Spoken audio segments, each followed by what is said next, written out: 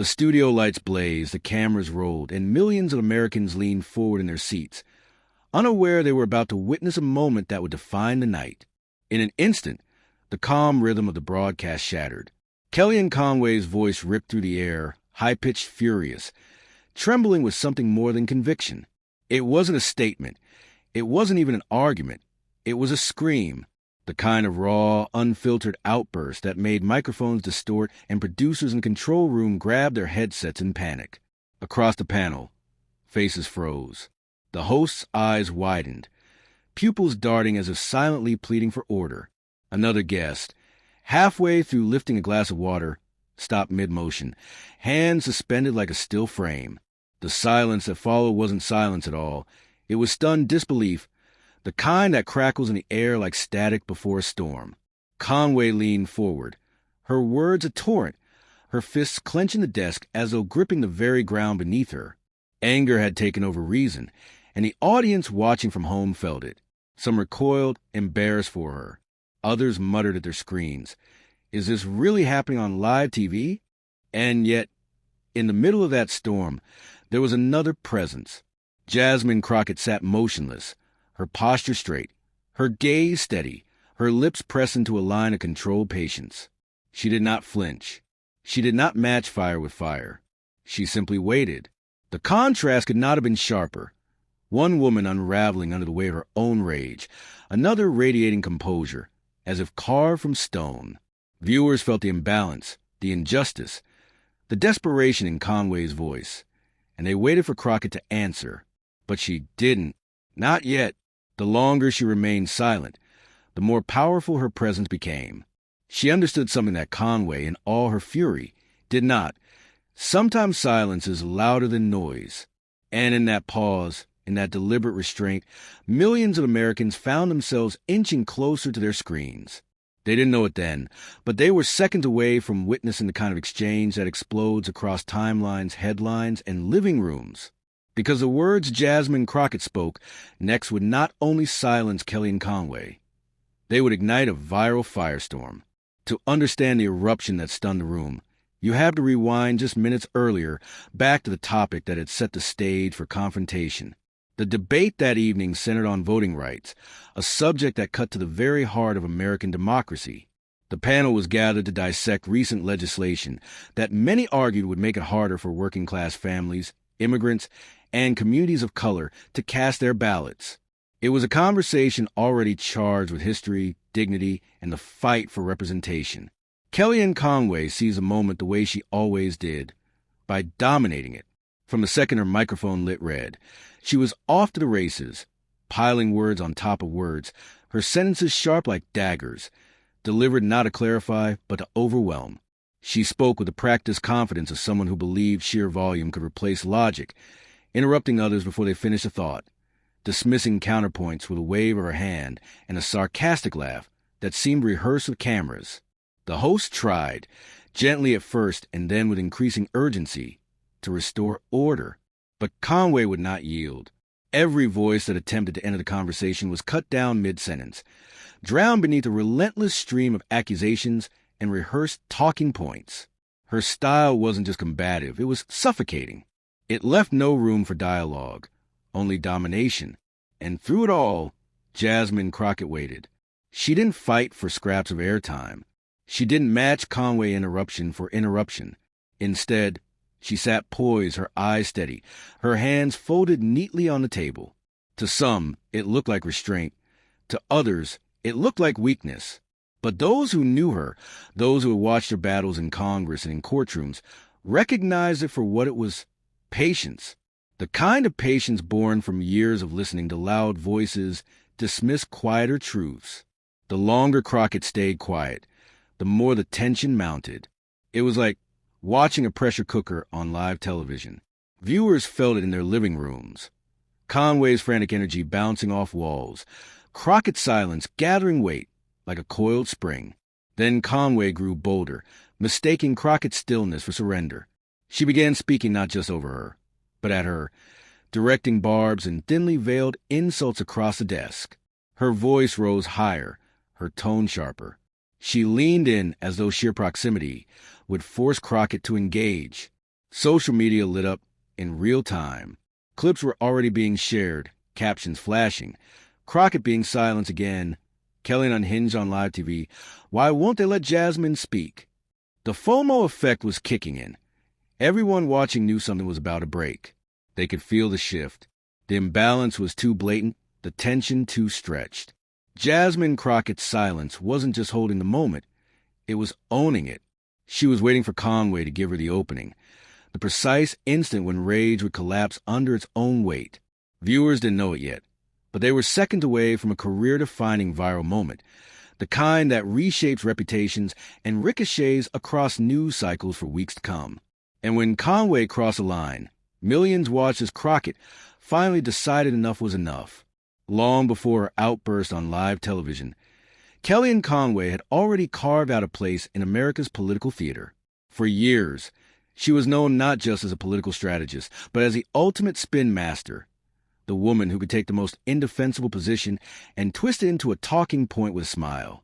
Her rise to fame came as a fiery defender of Donald Trump, the advisor who seemed untouchable in her loyalty, unflinching in her deflections, and unstoppable in her ability to bend a conversation to her will.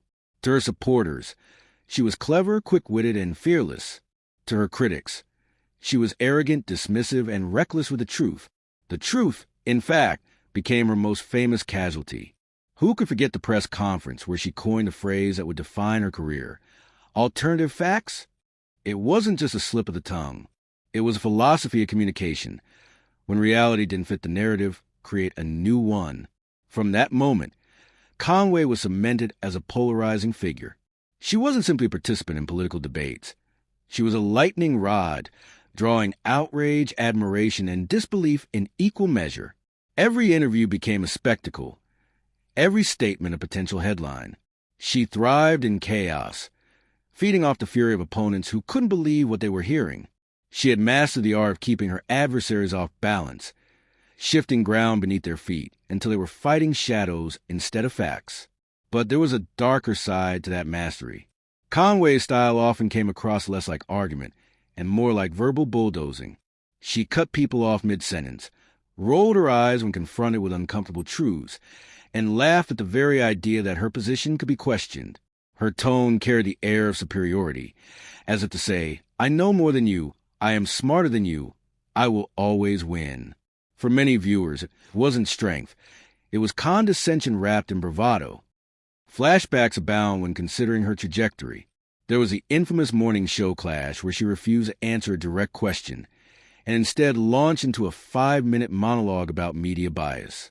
There was a heated exchange on late-night television where her contradictions piled up so quickly that even the host couldn't suppress a chuckle. And who could forget the viral moment where she attempted to defend the indefensible, stumbling over her own words, only to double down with even greater conviction. Time and again, her strategy was the same. Never admit error, never concede ground, never let the opponent breathe. For Conway, debates weren't about clarity or solutions. They were about dominance. She wasn't there to engage, she was there to overwhelm. It was a pattern that repeated itself in every forum, every panel, every interview. And in that sense, her meltdown on live television wasn't an accident. It was the inevitable climax of a persona built on bluster. What made her so polarizing was a contradiction at the heart of her image. She projected confidence, yet often appeared rattled when challenged. She dismissed others as unworthy, yet betrayed a constant need to assert her relevance.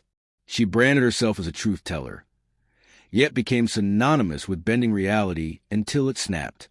In the eyes of many, she wasn't just arguing policy.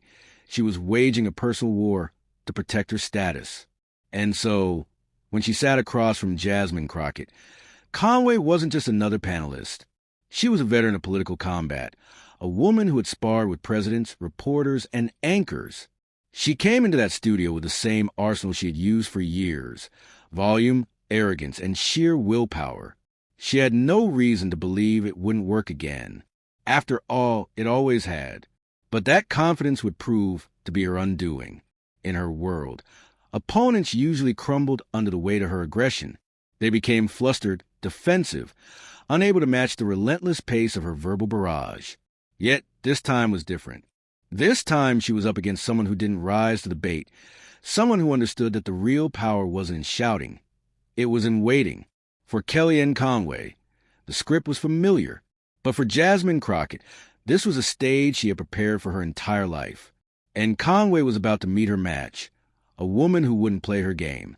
Before the night she went viral, before her calm response silenced a screaming Kellyanne Conway, Jasmine Crockett had already been living in the eye of the storm for years.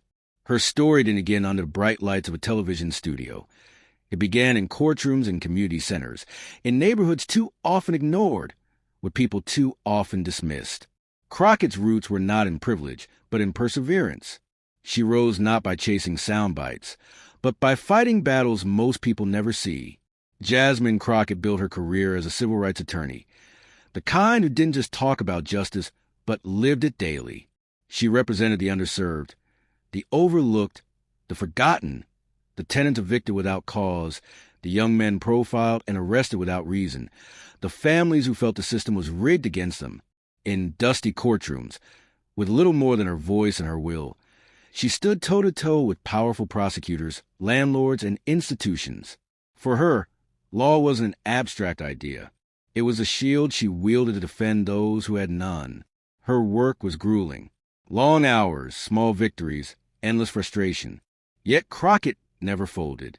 Each uphill battle carved her into the kind of advocate who could stare down hostility without blinking.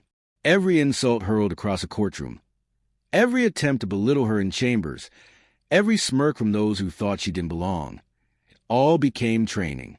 It taught her that real power doesn't always come from the loudest voice, but from the steadiest presence.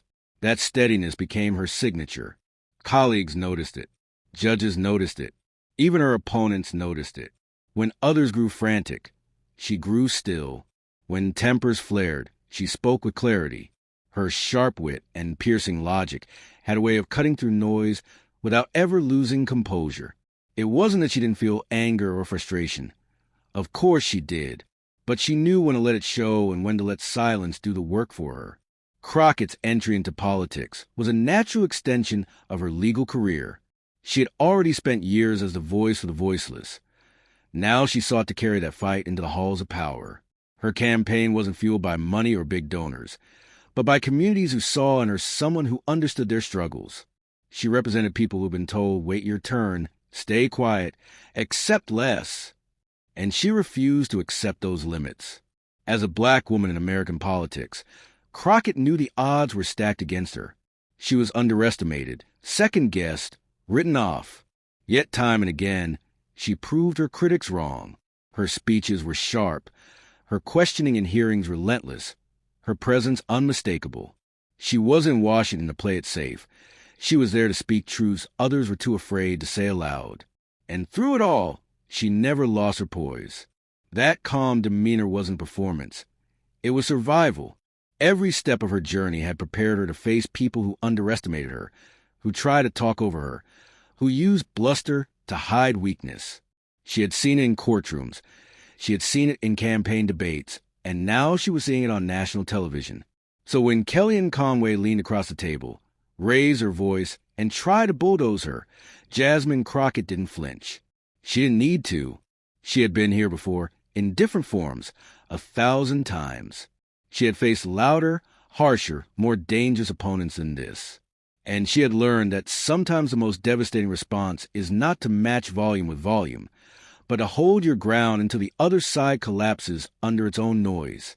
That night, viewers saw her stillness as an act of restraint. But for Crockett, it was more than that. It was strategy. She understood that on live TV, image is everything. If she shouted back, the story would be about two women screaming. But if she stayed calm while Conway unraveled, the contrast would tell the story for her. She didn't need to fight for the spotlight. Conway was handing it to her on a silver platter. Her life's journey had taught her something profound. Dignity is the sharpest weapon. And on that night, she sharpened it to a razor's edge. So when Kellyanne Conway unleashed her fury, Crockett knew exactly how to respond. The moment had been building like thunder gathering behind distant clouds. And then, suddenly, it broke. Kellyanne Conway's voice sliced into discussion before the host could even finish the question. She lunged in with the first words, fast and sharp, her tone laced with disdain. What began as a firm rebuttal quickly morphed into a full-blown takeover. She wasn't answering. She was steamrolling. Every few seconds, someone attempted to interject. Another panelist, the moderator, but Conway swatted them away with interruptions. She raised her chin, eyebrows arched, smirking as if each dismissal were proof of her dominance. Her words tumbled out in rapid succession, less a coherent argument than a flood meant to drown out every other voice in the room. And when Jasmine Crockett tried to speak, Conway pounced harder. She cut across her sentences, talking louder, faster, refusing to let a single phrase land.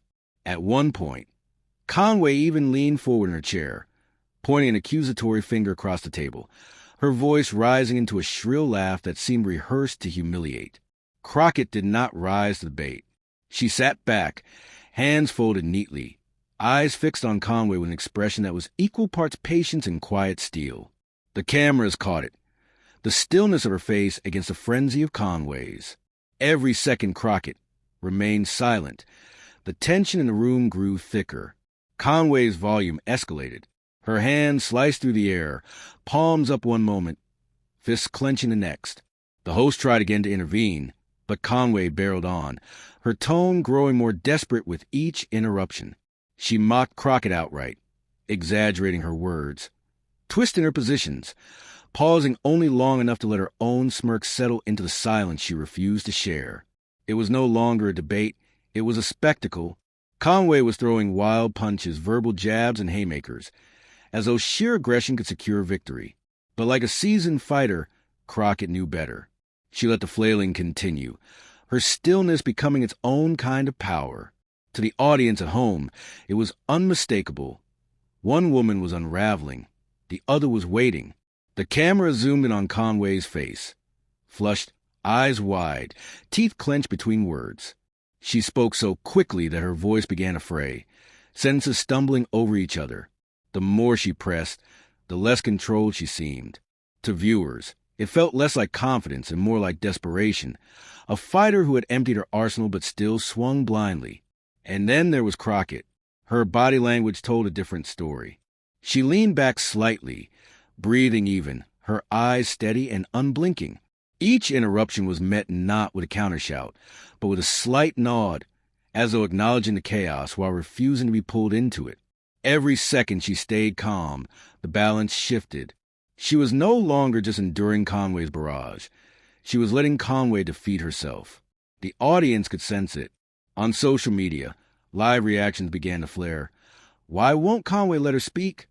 Crockett looks like she's waiting to drop the hammer. This is about to blow up. The anticipation was electric, like the pause before the drop in a symphony, the hush before a storm breaks over the horizon. Conway's rant reached its climax with a shrieked accusation, her voice straining to its highest pitch yet. She leaned forward so hard it looked as though she might rise from her seat, her words spilling over each other, her face locked in a grimace of fury. And then it happened. The studio seemed to hold its breath. The shouting peaked, and in the space between Conway's last frantic words and her next inhale, Jasmine Crockett moved. She leaned in, calm as ever, her voice low but steady, her eyes fixed directly on Conway's. Then, at the precise moment the shouting peaked, Jasmine leaned in and delivered the calmest, sharpest words of the night. The instant Kellyanne Conway's final shout cracked through the studio, a silence descended, brief, sharp, heavy. It was a kind of silence that follows lightning. The air charged, everyone waiting for the thunder. And then Jasmine Crockett leaned in. Not rushed, not flustered, not rattled. She moved with the ease of someone who had waited for this very moment. Her voice was low, even deliberate. Are you finished? For words. Soft, almost casual. Yet they landed like a gavel strike. The room shifted. A ripple of chuckles broke out from the panel. Quickly hushed, but not before the cameras caught the smirks. The audience watching at home felt it too. That sudden, electric shift of power from one side of the table to the other. Conway blinked, her mouth still half open, as though preparing her next outburst. But Crockett didn't give her the chance. She continued, her tone steady, eyes unflinching. Because I want to make sure the American people can hear what's actually being said without all the screaming. The contrast was devastating.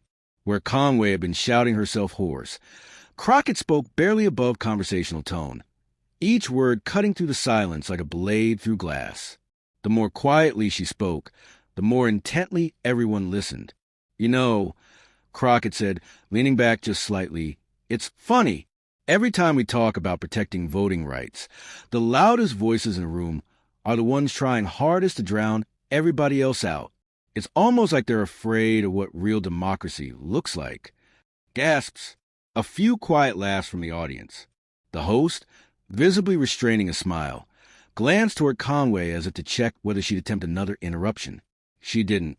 For the first time that night, Conway was still. Crockett pressed forward, not with speed, but with precision. I didn't come here tonight to trade insults. I didn't come here to shout people down. I came here because millions of Americans, black, brown, working families, young voters, are being told their voices don't matter. And when I see someone scream to stop that truth from being heard, I don't see strength. I see fear. The words landed heavy. The studio audience murmured. Online, the live chat scrolled at lightning speed. OMG, she ended her. This is how you do it. Crockett, Conway any day. Hashtag began forming in real time. Hashtag come over chaos. Hashtag Crockett clapback. Hashtag silent strength. Conway shifted in her chair, her earlier confidence gone. Her face, once animated with righteous fury, seemed frozen, caught between indignation and unease. She opened her mouth to reply, but stopped. The timing was wrong. The spotlight had shifted, and it wasn't coming back. Crockett sees the silence. See, here's the difference between us. You think volume equals truth. I know truth doesn't need to shout. She paused, letting the words breathe. The pause was its own weapon, forcing everyone to sit with it, making the silence echo louder than any scream. The panelists leaned in. The host nodded almost imperceptibly, as though acknowledging they were witnessing something more than a debate. It was a moment, the kind destined to replay across screens for days, weeks, maybe longer. Crockett went further. When my community was fighting for the right to vote, they weren't met with polite conversations. They were met with dogs, hoses, jail cells. But they stood strong anyway. Because dignity doesn't raise its voice, it raises the stakes. And that's what's happening here tonight. The louder you yell, the clearer you make it. You're afraid of what real change looks like. Applause broke out from a corner of the audience, scattered but real. The host quickly tried to quiet the room, but the point had already landed. Conway's glare at the audience only deepened the contrast. One woman commanding respect with calm clarity, the other unraveling into silence. Every line Crockett spoke felt like another hammer strike, steady and controlled, yet her delivery never wavered. She wasn't ranting. She wasn't grandstanding. She was teaching, reminding, elevating. And it left Conway no room to maneuver. On Twitter, clips of the exchange were already spreading like wildfire. Users looped Crockett's "Are you finished?" with captions like, "The calmest assassination in political history." TikTok edits paired her line about fear with dramatic music. The narrative was no longer in Conway's hands. It belonged to Crockett, and the internet had crowned her the victor before the segment was even over. The studio itself seemed to recognize it. The tension that had once tilted toward Conway's aggression now tilted the other way. The energy belonged to Crockett, and everyone could feel it. She delivered one final line, spoken with precision of a closing argument. "So if you want to keep screaming, go ahead. But I promise you this, America is listening. And the more you yell, the more they're going to hear me." The silence afterward was total. No interruptions, no rebuttals. Just the image of Conway, momentarily deflated, staring down at the desk, while Crockett sat tall, unshaken, owning the space. And in that moment, Kellyanne Conway's dominance crumbled, but the aftershocks had only just begun. The moment the broadcast ended, the internet ignited like dry kindling.